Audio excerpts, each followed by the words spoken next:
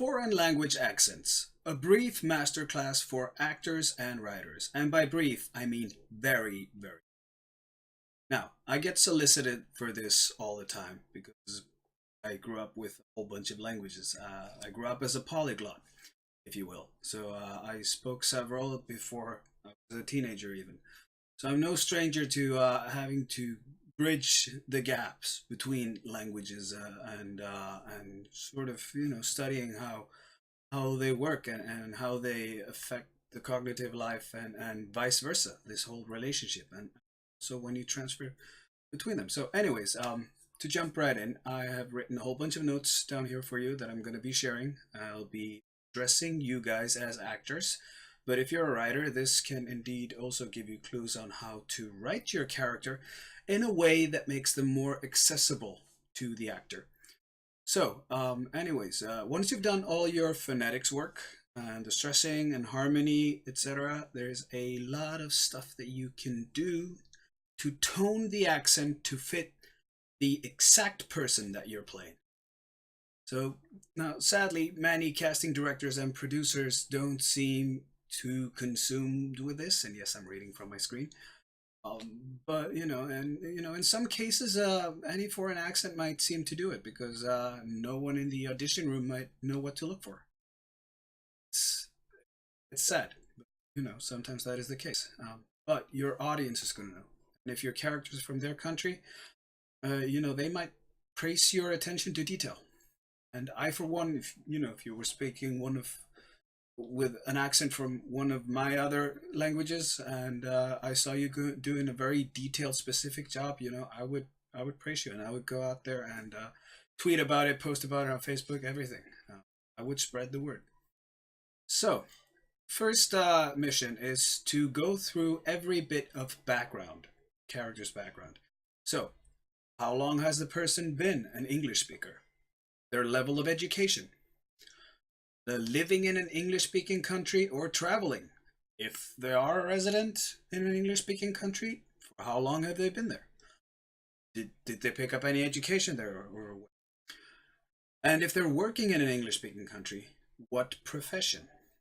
Now, a Polish mechanic may have learned the name of all of his tools, but not know the words for everything in your average kitchen. So everyday engagement in the second language matters. And then find every detail that might inform you of the degree to which they have acquired English. And does the character speak any other languages? And into those as well. So once you have all of these details, you start to comparing the languages. So the native language of the character to English. And you're looking for structure, grammar, word order, syntax, etc., etc. And you're looking for major differences and abnormalities and inconsistencies first and foremost. But even like within the details, there's something. You have someone with a foreign accent who's really good at English, and then they're all of a sudden they get these details that just pop out that give them away. When you're working within those specifics, that's something pretty spectacular to see that done really well. It's very very impressive. So, someone whose English is poor is likely to butcher sentence constructions. And there's an example I'm giving you. If the verb to be is omitted in Russian "я студент," would this person say I student, or would they be at a level wherein I am a student would flow accurately? Does the language use international vocabulary or mostly create its own words? There's an example here. Would your character talk about a computer or a knowledge machine? Pretty extreme example, but you get the idea. The scope of words differs. How broadly or specifically is the equivalent word in the other language used versus the English word? So an example, would the French guy ask, do you have the no emphasis? The reference savoir-faire. which, sometimes you would maybe use that in French for knowledge and so forth and so on. See, so if time allows, getting help to translate every word in the script, looking for how native speakers would phrase things differently, where there might be words combined of two or more roots in the character's native language, etc. Those details help. And yeah, some languages will actually merge words, so they would, rather than, like, for example, cowboy boots. Those would, in some languages, that would be one word. And see, do we have any other examples? Well, I guess I could probably dig around and find some pretty extreme examples of two or three. Icelandic merges pretty much everything, aside from maybe collars, but in a lot of cases, Icelandic will take several roots and toss them together into one gigantic.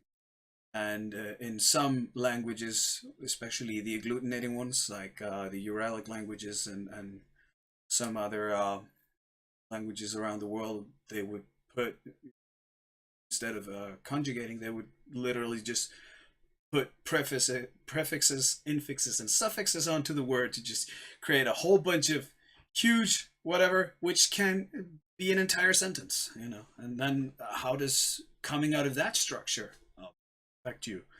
Coming out of languages like Finnish and Hungarian, etc. How does that affect you coming over into English? And it's very tricky if you haven't taken that journey yourself. It's very tricky to find how that works. So yeah, let's see.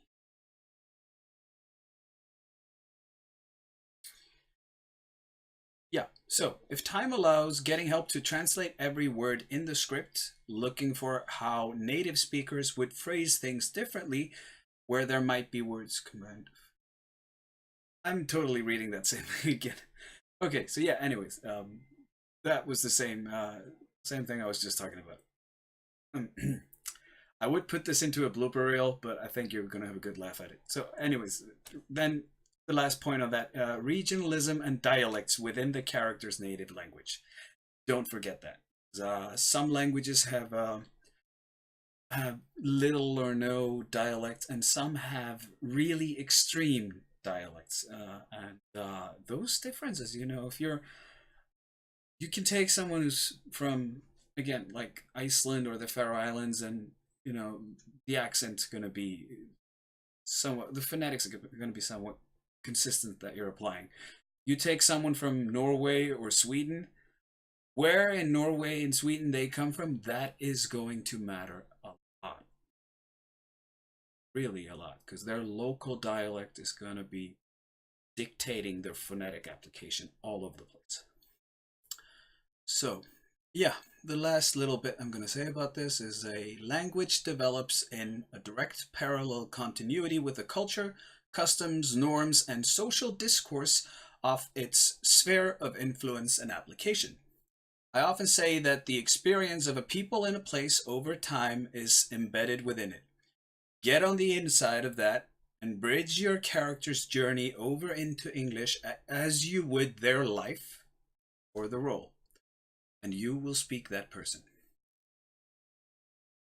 Hope that gave you something to think about and work on. Yeah, go book that role, that gig, and it's your part. Go for it, get it. And if you're writing, write really, really proper people and bring them to life. Get them on the screen. I want to see you out there working. All right, have a good one.